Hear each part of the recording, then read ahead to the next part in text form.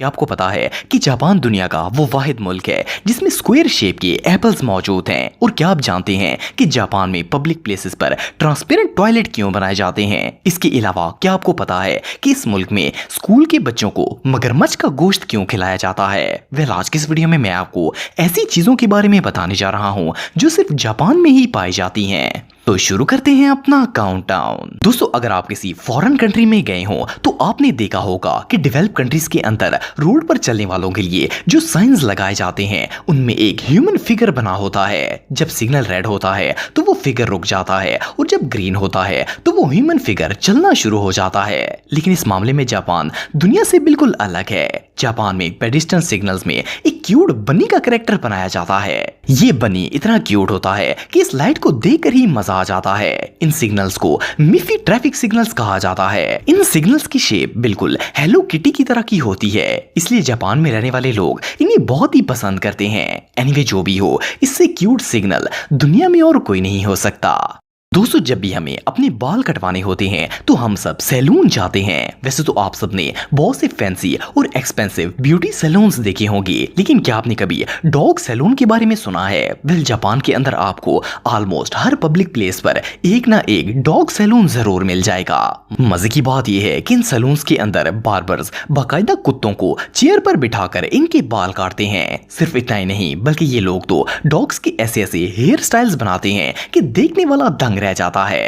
अगर आपको लगता है कि ये सब नॉनसेंस है तो ये बात सिर्फ कुत्तों के बाल काटने तक ही महदूद नहीं है, बल्कि इस मुल्क में तो कुत्तों की बाकायदा मैनिक्योर पेडिक्योर भी की जाती है और इवन इन्हें शैम्पू से नहलाकर इनका मसाज भी किया जाता है। आप बिलीव नहीं करेंगे कि एक डॉग सैलून फुल सर्विस के 30 से 40 हजार रुपए चार्ज करता है। इवन डॉग का सिर्फ हेयर कट भी हजारों रुपए में किया जाता है। और हमारे यहाँ तो इतने पैसों में पूरी दुल्हन ही तैयार हो जाती है।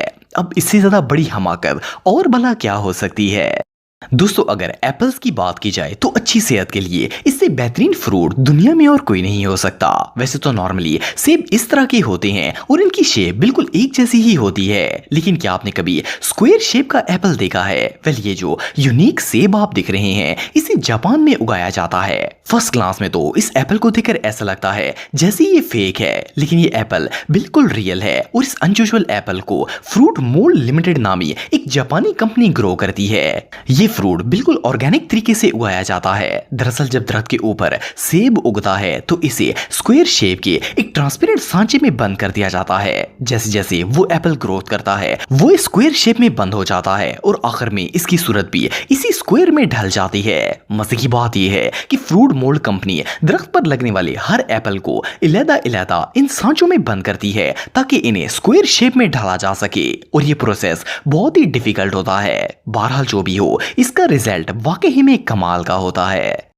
दोस्तों, आप में से बहुत से लोग लड़कियों के सबसे फेवरेट ब्रांड हेलो किटी के बारे में तो जानते होंगे। हेलो किटी एक फिक्शनल कैरेक्टर है जिसे एक जापानी डिजाइनर यूको शिमिजिन ने बनाया था। वैसे तो आप सबने हेलो किटी के बहुत से प्रोडक्ट देखे होंगे, लेकिन क्या आपने कभी हेलो किटी का स्वीट मेलन देखा है? ये जो ब्रांडेड मेलन आप दिख रहे हैं इसे फ्रोनो मेलन नामी एक जापानी कंपनी ग्रो कर दी है। इन्हें सिर्फ हेलो किटी ब्रांड की एनिवर्सरी पर ही सेल किया जाता है। इस मेलन के ऊपर बनाया गया ये लोगो कंप्लीटली नेचुरल होता है। आपको जानकर हैरानगी होगी कि पूरे साल में ऐसे सिर्फ 400 स्वीट मेलन ही उगाए जाते हैं और इस एक खरबूजे की प्राइस 16,600 रुपए होती है। इस फ्रूट को बाकायदा हेलो किटी के ऑफिशियल बॉक्स में डालकर सेल किया जाता है। पहले इस फ्रूट पर ये नेचुरल लोगो किस तरह बन जाता है ये बात कोई नहीं जानता, लेकिन ये देखने में बहुत ही कूल लगता है। और इस फ्रूट को खाने वाले के मुताबिक इससे ज्यादा स्वीट टेस्ट दुनिया में और किसी फ्रूट का नहीं हो सकता। ये सच में बहुत वियर्ड है। दोस्तों, अगर पब्लिक टॉयलेट्स की बात की जाए तो ज्यादातर ममालिक में ये गंदी और गलीज तरीन जगहों में से एक माने जाते हैं। हालांकि एडवांस कंट्रीज में ये बाथरूम्स काफी क्लीन होते हैं, लेकिन फिर भी पब्लिक टॉयलेट्स के बारे में लोगों के माइंड में यही कॉन्सेप्ट होता है कि ये बिल्कुल भी साफ नहीं होते। लेकिन जापान की गवर्नमेंट ने लोगों के माइंड से ये चीज निकालने के लिए एक बहुत ही यूनिक तरीका इख्तियार किया है।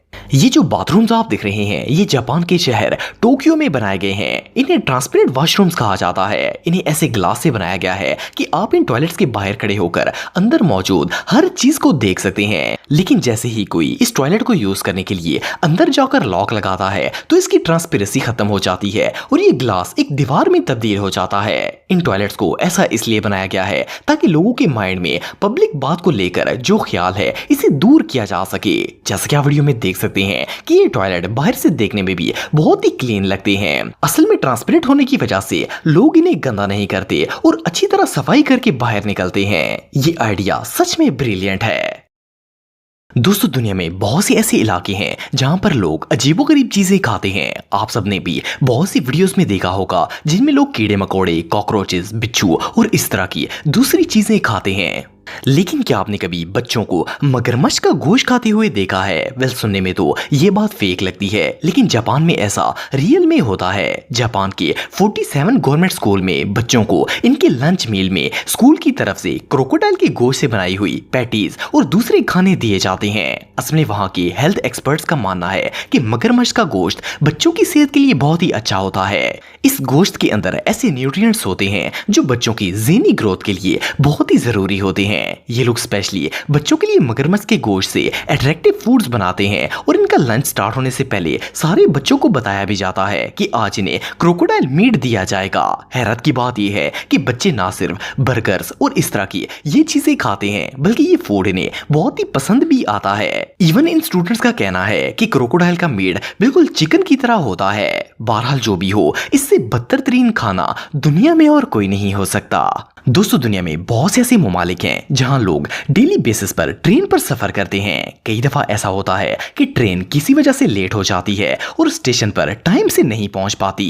जो लोग जॉब करते हैं वो लोग ट्रेन के लेट होने से काफी ज्यादा मुतासर हो जाते हैं। लेकिन अगर जापान की बात की जाए तो वहां इस प्रॉब्लम का इजी सोल्यूशन मौजूद है। इन केस अगर जापान के अंदर किसी वजह से ट्रेन लेट हो जाती है और वर्कर टाइम से ड्यूटी पर नहीं पहुंच पाता तो इसे यकीनन एम्प्लॉयर को जवाब देना पड़ता है। सो इसी चीज को मद्देनजर रखते हुए जापान का रेलवे डिपार्टमेंट पैसेंजर्स को एक ऑफिशियल लेटर इशू करके देता है जिसमें लिखा होता है कि ये वर्कर ट्रेन के लेट होने की वजह से टाइम पर काम पर नहीं पहुंच सका। इस लेटर की मदद से वर्कर बगैर फिक्र के लेट काम पर जा सकता है और एम्प्लॉयर इस पर कोई प्रेशर नहीं डालता। इसके लिए पैसेंजर को प्री परचेज टिकट दिखानी होती है और इसे ये लेटर मिल जाता है। वेल ऑफिस वर्कर्स के लिए तो ये सर्विस वाकई में बहुत यूजफुल है।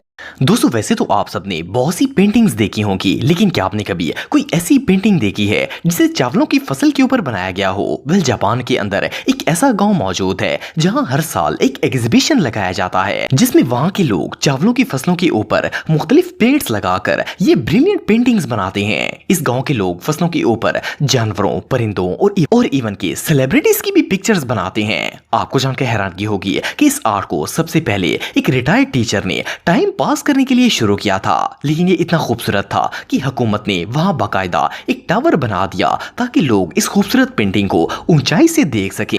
और अब तो हर साल इस गांव के अंदर चावल की फसल पकने से पहले यहाँ ये एग्जीबिशन लगाया जाता है और पूरे मुल्क से लोग इसे देखने के लिए आते हैं।